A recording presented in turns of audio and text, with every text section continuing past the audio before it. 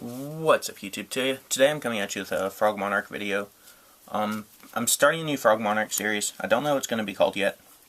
But if I was going to Nationals, like, I have my invite, but I can't go. But if I was going, this deck I would actually strongly consider. Just because it has an amazing E-Dragon matchup Game 1. And once you go into Games 2 and 3, Prophecy is really no problem. Because I will be side decking Spell Cancelers once I get them, and End of Anubis with Eradicators, and possibly Fusiliers for more Eradicator targets. But I'm going to go more in depth into that when I get to the side deck. But today I'm going to be explaining the main deck and the choices that I've made. So I'm going to start off with 3 Light and Darkness. I feel that 3 is like mandatory right now, just because it's so easy to summon. And it hasn't really clogged up my hand a lot. Every time I've drawn 2, I'm normally able to summon it and get out the second one when I am going for game. It's really good. Play 3 Caius, which is obvious. 3 Vanity's Fiend. This card is really hard to get over in E-Dragons unless they have the Blaster or the Dark Hole, which rarely happens. 2 Obelisk. This is a win more card. Obelisk and Vanity's Fiend are the MVPs of the deck, just because they're what give you the really good E-Dragon matchup, along with the hand traps, 3 Maxi and the 2 Effect Failures that I will be playing. Pretty much your opponent can't special summon, and you don't really need to special summon after you have Vanity's Fiend, so it's really a win more. Same thing with Obelisk. It's another win more card, and they can only get over it with Dark Hole, because they can't target it with Draco Sack, Big Eye, or Blaster, which is really good. And then I do main deck the 1 Dark Dust, considering cutting it for the side, and dropping it for one of the 2 Veilers that I'll be putting in once I get my ultimates in the mail,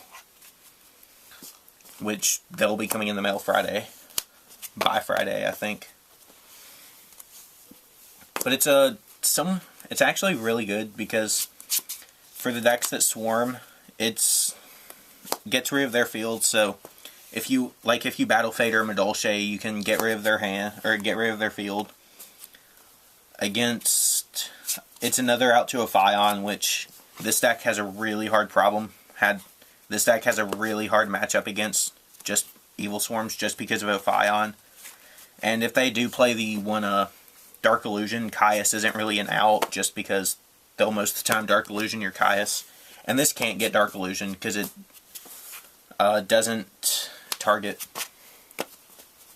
So it's just there for the matchups that are really bad, considered really bad for this deck, such as Evil Swarms. And it can actually be a win more card, and it keeps bouncing back to your hand. So if for some reason they can OTK you a second time and you have the 1 out, you can get rid of their field again. And he gets rid of the Draco Sack tokens, so you can have a Dark Hole play. And then I play the Frog Engine, 3 Swap Frogs, 3 Treeborns. I really like 3 over 2 and a Foolish. 2 Ronin Totems and 2 Dupe Frogs. This searches for your Swap Frog to set off your plays. And that's pretty much it. The reason I like Treeborn is because, or 3 Treeborns over 2 and a Foolish, is because the Foolish you can draw dead late game. But with Treeborn you can actually special one from your graveyard, and if you draw one late game, you can normal summon the one you drew and make Slacker Magician, and then sit on that, because once per turn it can't be destroyed by battle. And anything that targets it, you can destroy a card on their field. You can destroy the card that targeted it, so they can't Big Eye the Slacker Magician, or pop it with Draco Sack. And then for the hand traps, 1 Gores and double Trag, which actually gets sided out a lot. 3 Battle Faders. And then I'm playing 3 Maxis, and like I said, I'm getting the Effect Veilers in the mail. I will be playing them, I just don't know what to cut yet. I'm probably considering cutting the Dark Dust and putting it in the side, and just playing 41. I've also considered just playing 42 with this deck, and putting in the double Veilers. But then I feel like that'll be too much of a monster lineup. Because I feel like 31 is perfect for Frog Monarch. As for the spells, I only play 9. Play 3 enemy controllers, and I round that off with 3 Soul Exchange. The Soul Exchange allows, it's obvious, you can get rid of their Draco Sacks. And there's plays with enemy controller to where you can Soul Exchange their token, tribute their token for Draco Sack, tribute their Draco Sack for Caius, banish their token. Just random plays like that. And enemy controller actually does help you set up obelisk plays with Treeborn. And there's actually also plays where you can open 2 of these and have Treeborn, and you can actually switch the target the Ophion to take it, switch it to defense, and then run it over with Monarch, run it over with Vanity's Fiend, anything like that, which can actually give you major advantage over the opponent. And then I play the staples, Dark Hole, Heavy Reborn. For the extra deck, it's still not complete yet, but it's working really good, because, yeah. 3 Gotchis, 2 Dark Mist, 1 Shining Elf. One of the MVPs is Slacker Magician. It negates cards that target it, and it can't be destroyed by battle once per turn. And it's really easy to make with Treeborn Battle Fader. And 1 Bouncer, just because you can make rank 6s. As for the side deck, which I talked about earlier somewhat, and talked about the changes that were going to be made, as of right now, the side deck, prior to changes, is 1 Jinzo, double Ryza, I'll get into this later, 3 Tri-Fortress Ops, I'll get into this after, 2 Kaikus, 2 Swift Scarecrows, 2 Thunder Kings, and 3 MSTs. A few things that I need to talk about with the side is the Swift Scarecrow, the Tri-Fortress Ops, and the Ryzas. So I'm going to start with the Ryzas. Pretty much, I side deck Ryza just because I don't like main decking at this format, because it's really bad against E-Dragons. And E-Dragons are like 50% of our meta.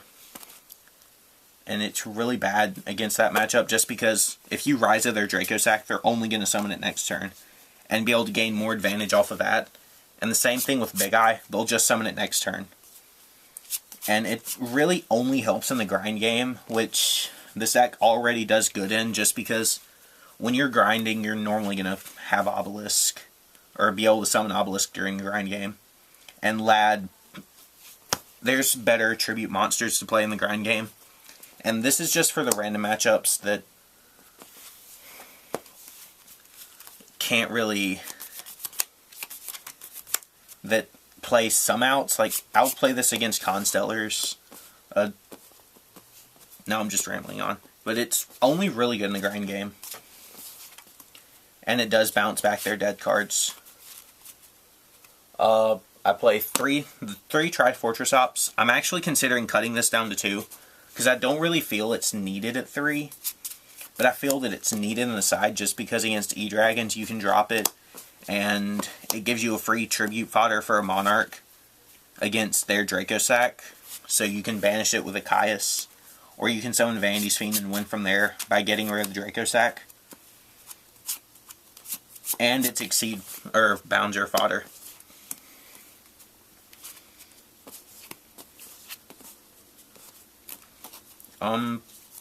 Another thing, or not those, Swift Scarecrows.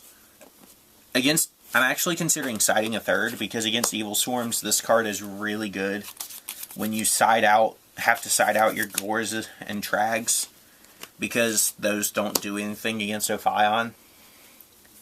And these give you an out to stop them from getting to be able to go for game.